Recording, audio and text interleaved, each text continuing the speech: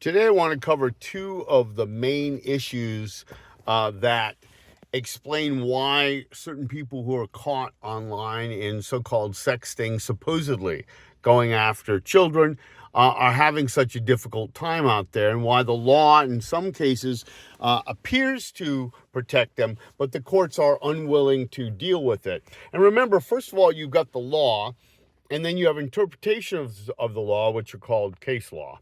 And in these case law examples, they have the full effect of the law. And excuse me, the general public, most of them do not necessarily understand how these work and why they work. And this is problematic when you are trying to win a case. It is true that the Supreme Courts have variously supported one particular law and one interpretation, and then they've changed it some years later. We've seen that with things like Citizens United. We've seen it with the recent abortion ruling a few years back with the U.S. Supreme Court, excuse me, and many others. But this is really just a matter of the changeable nature of law. It has nothing to do with moral sense or moral purpose or even good conduct. In short, if the law changes, then we will be in a better position to fight the unlawful attacks on our reputations, on our livelihoods, on our life, on our careers, on our families, and more by police who are unethically, immorally, and illegally claiming that we are doing something toward children when we are not. Again, not saying it never happens, but saying that there's a vast majority of so-called proactive stings where police are doing just that. So what are these two? The first one is the right to privacy. And the courts have said over and over again, bizarrely, and I'd be interested to hear what the non-trolls have to think about it, bizarrely, that you have no expectation of privacy in the public sphere. And yet at the same interesting time that judges are ruling against it, they are saying that for them, they do have an expectation of privacy. So a number of years ago, Professor Barry Friedman of Unwarranted Policing Without Permission, his important book on the erosion of Fourth Amendment rights and privacy and police misconduct, all rolled into one. That book, he states that his law students did an experiment and they doxed, we would say today, but they published online the opinions and views of Supreme Court Justice, what was his name? I'm trying to remember now. Antonin Scalia, Scalia and his wife even, and their phone numbers and their addresses and everything on there. Of course, this is, fairly public record anyway, to some extent. It's easy to find, so they were able to publish it.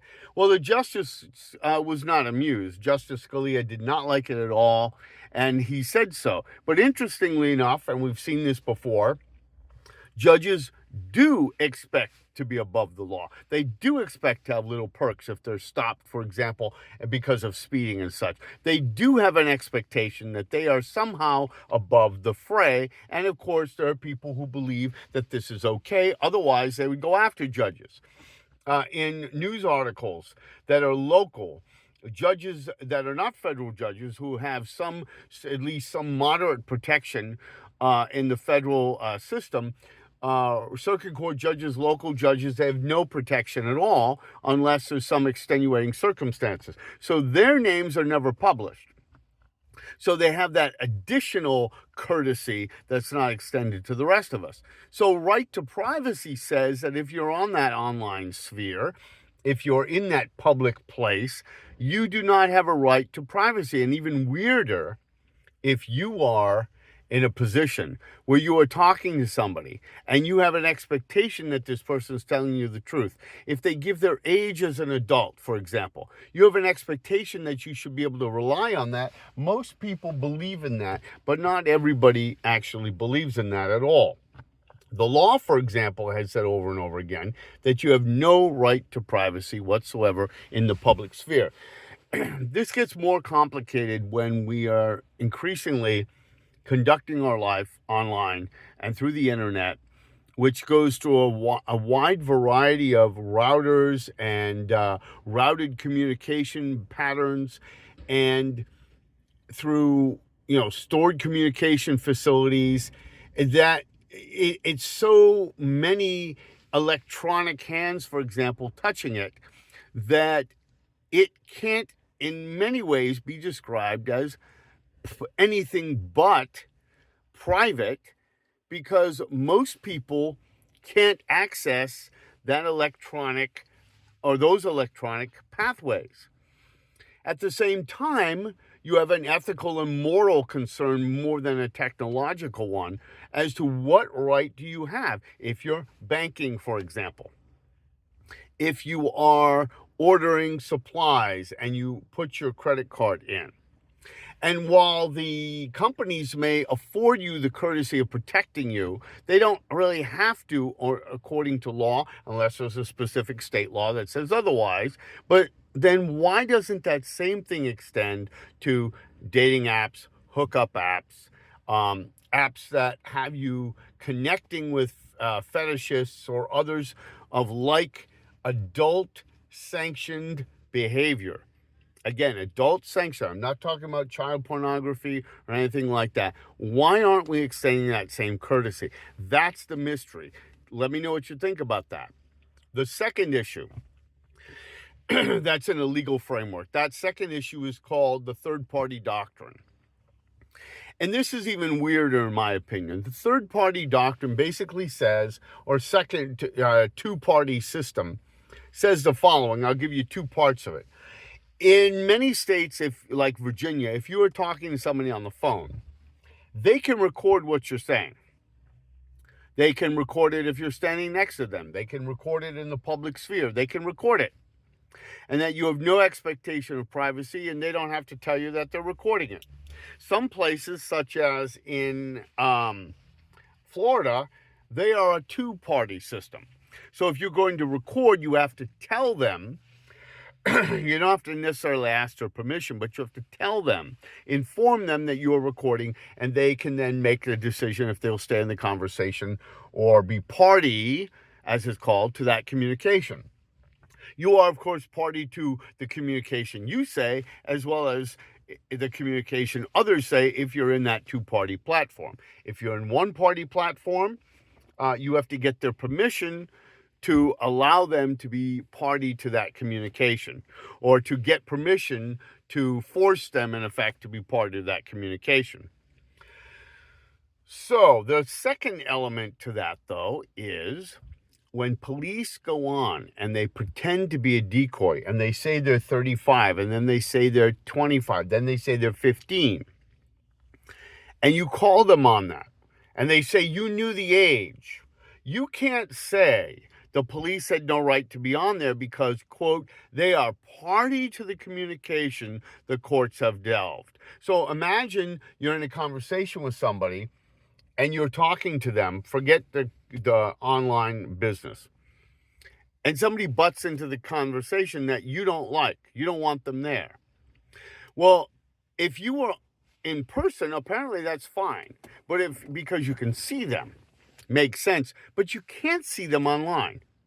And yet, that's something you have no control over. You cannot tell them to leave. You cannot express outrage, and you cannot be protected if you did not know who they were. In fact, the law says, and many courts have determined through the case law, that you have no expectation of privacy, and it's your fault that you don't know who these actors are. And you should have found out in advance before you contacted them. Imagine how untenable that is in the current digital age, how impossible that is to do face-to-face with everybody that you'd be involved with. Imagine how ridiculous third-party doctrine is in the real, albeit virtual, digital world. It's just not possible. So they are using that in part to shield police so that they can engage in these unlawful operations. And you might say, well, this isn't unlawful.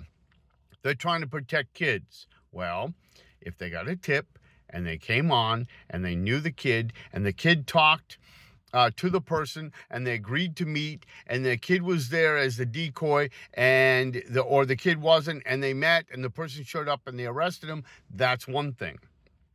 But when you're on and the person says, I'm not interested in children, when you asked them as the cop, you approached them. They never approached you. And you said, I'm not interested. And they continued to badger you, saying, what's the matter with you? Aren't you man enough? What's the matter? What are you afraid of? I'm a girl who's 15. I'm interested in getting it on with an older man. What's wrong with that? I'm a boy. I just want to talk. I just want to experiment with my sexuality. I just have questions. And you say, no, hell no, I'm not interested. And they continue to pursue you, sometimes for years.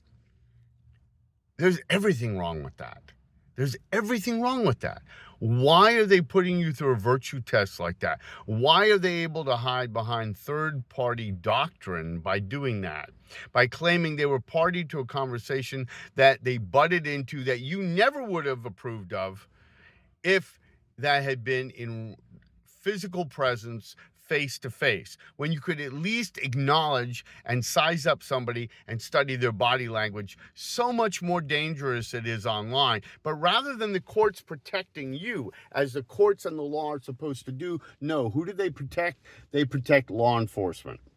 They protect law enforcement as an arm of the government. They protect the government. They do not protect the citizen, which is what they're supposed to do. Let me know what you think about those two, third-party doctrine and the right to privacy. Hit me back here. Let me know your comments. And again, trolls, stay away if you're going to just call me names. If you're going to actually say something constructive, happy to hear it. Have a nice